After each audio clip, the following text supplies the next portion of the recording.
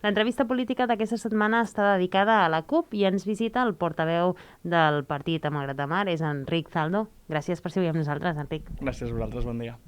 Anem per feina, que tenim 10 minuts, hi ha diversos temes que volem tractar.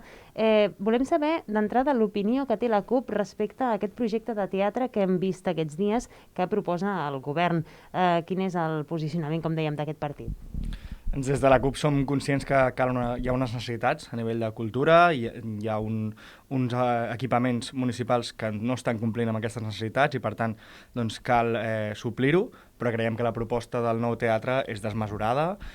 Tenim al nostre voltant doncs, pobles amb infraestructures de gran tamany i que per tant doncs, no caldria que Malgrat també la tingués. Vale? Nosaltres sempre estem a favor doncs, de facilitar la comunicació entre municipis i mancomunar serveis i no som tan partidaris de que cada poble els tingui tots. No?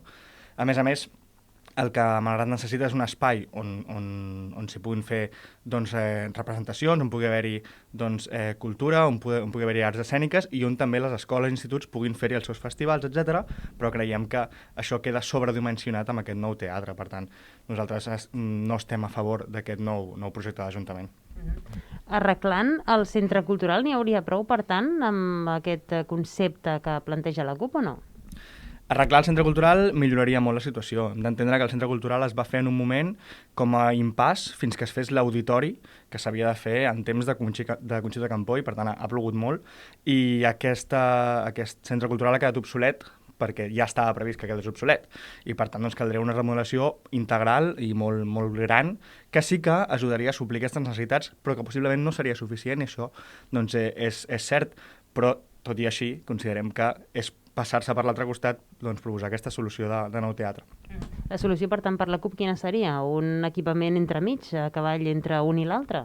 Exacte, caldria un nou equipament doncs, que pogués suplir aquestes necessitats, però que no necessités doncs, la despesa de manteniment que suposarà aquest nou auditori, que no fes necessari doncs, de cobrir una agenda cultural que actualment no tenim i que no tenim tradició a Malgrat de Mar d'aquesta agenda cultural calendaritzada i que, per tant, doncs, no veiem que fes falta, doncs, com he comentat, tan a gran nivell.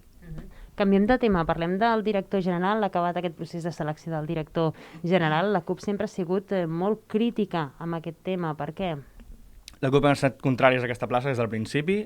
Es va portar a plenari de desembre de 2019 i la CUP ja va votar en contra de que es tirés endavant, juntament amb el pressupost, juntament amb l'organigrama, perquè consideràvem que Malgrat de Mar, amb un ajuntament governat amb majoria absoluta, amb 2 alcaldes al capdavant i un equip tècnic doncs, més que suficient per gestionar el poble, és innecessària doncs, aquesta plaça. No? Llavors, nosaltres, al veure, a més, la quantia pressupostària que s'hi destinava, que rondava els 108.000 euros, doncs vam considerar que ja prou s'estava invertint en càrrecs polítics i directius com per, a més, ampliar-ho en aquest sentit. No? Recordem que els sous dels 2 alcaldes sumen 82.000 euros a l'any, sumat a la resta de regidors de govern són 281.000 euros, si no m'equivoco, anuals. No? I per tant, afegir encara més despesa a aquest personal directiu ens semblava una falta de respecte cap a la ciutadania. Llavors, ja des del principi la CUP ens hem mostrat contràries exactament a aquesta plaça. Com valoren el procés de selecció que s'ha fet d'aquest director general? El procés ha vingut força carregat una mica d'ombres i d'irregularitats. Nosaltres estem doncs, preparant una explicació per la ciutadania que difondrem a través de xarxes socials, però sí que a nivell de pinzellades, un any després de que s'aprovés la plaça, el desembre del 2020, una de les aspirants a aquest càrrec va presentar un escrit d'impugnació per un conjunt d'irregularitats que havia observat i doncs, aquest escrit d'impugnació va ser tirat enrere, va ser desestimat per un tècnic de l'Ajuntament que doncs, casualment és familiar d'un altre dels aspirants, no? Cosa que evidentment fa saltar les alarmes. L'Ajuntament, en la nostra manera de pensar, ben fet, va aturar el procés fins que això s'arreglés i va demanar a la Diputació doncs, un informe jurídic que dictés si es podia seguir o no es podia seguir amb aquest procés. La Diputació de Barcelona va dir el que l'Ajuntament ja sabia, que evidentment si hi havia aquest parentiu, aquesta persona no podria votar doncs, en el procés de selecció. El procés, tot i així, va seguir endavant i finalment doncs, ara ha conclòs i és l'aspirant sobre el qual hi ha hagut aquesta polèmica és finalment qui ha guanyat la plaça. No? Per tant, evidentment no ens fa sospitar doncs, que ja estava previst doncs, que tot això anés com ha anat. Des de la CUP, explicar-ho tantes vegades com sigui necessari i a través doncs, dels mitjans que tenim disponibles i seguir insistint en que és innecessària aquesta plaça, la despesa econòmica doncs, és més que desmesurada i, a més, doncs, tot aquest procés de selecció no és del tot net.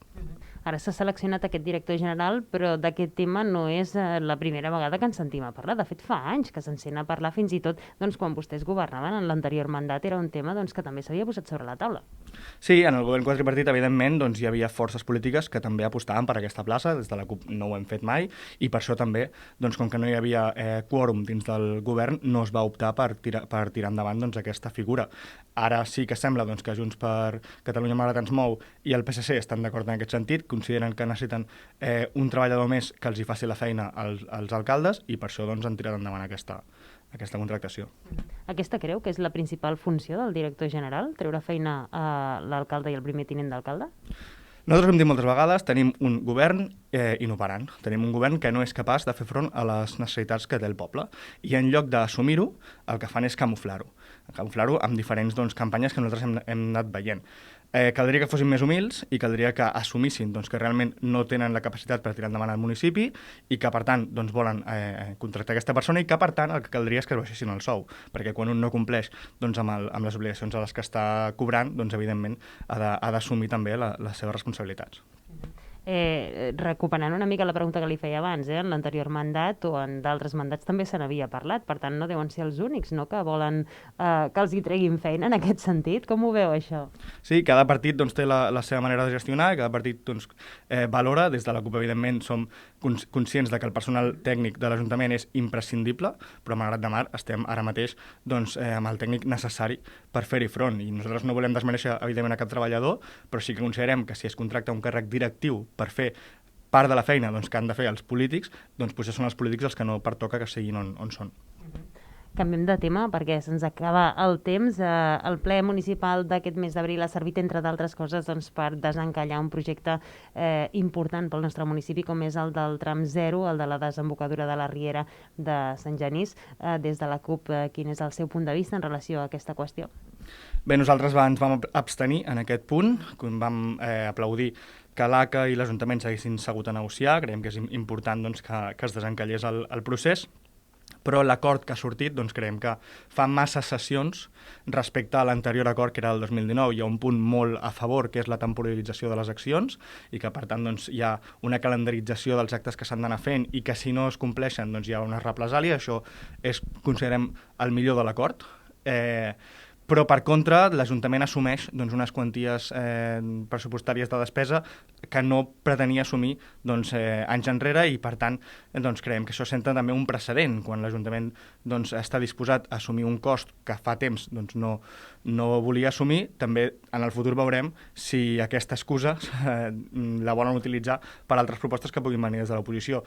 Contents de que es desencalli, evidentment, però sí que creiem que l'acord podria haver sigut millor. Per què és important que es tiri endavant aquest projecte? Evidentment és un projecte estancat, que fa que Malgrat de Mar doncs, tingui aquesta llosa constantment de la mala gestió de la Riera, en el tram 0, en el tram doncs, de Sant Genís de Palafolls. Evidentment doncs, és tot un conjunt de factors que fan que el poble no pugui avançar a nivell d'urbanisme i que tingui, cada vegada que hi ha un temporal, cada vegada doncs, que hi ha unes pluges fortes, tingui aquest impacte per les veïnes i veïns. Per tant, és importantíssim que això es desencalli i aquest fet també farà que es pugui seguir doncs, millorant doncs, tot l'entorn que hi ha al voltant, no és només un fet tan concret. Hi ha altres projectes que consideren que s'han de tirar endavant també en aquesta línia, en aquest sentit? Hi ha una millora de carrers imprescindible, sobretot al centre de Malgrat i a la perifèria, doncs, evidentment, també, que s'han de millorar. Hi ha un seguit de veïns i veïnes que dia rere dia s'estan queixant de com els hi arriba l'aigua a casa, de com està urbanitzat doncs, el seu paviment, i que cal també doncs, que es vagin a poc desencallant aquests factors. Sí, m'agradaria aprofitar per posar una mica canvi de tema. Sí, perfecte, endavant.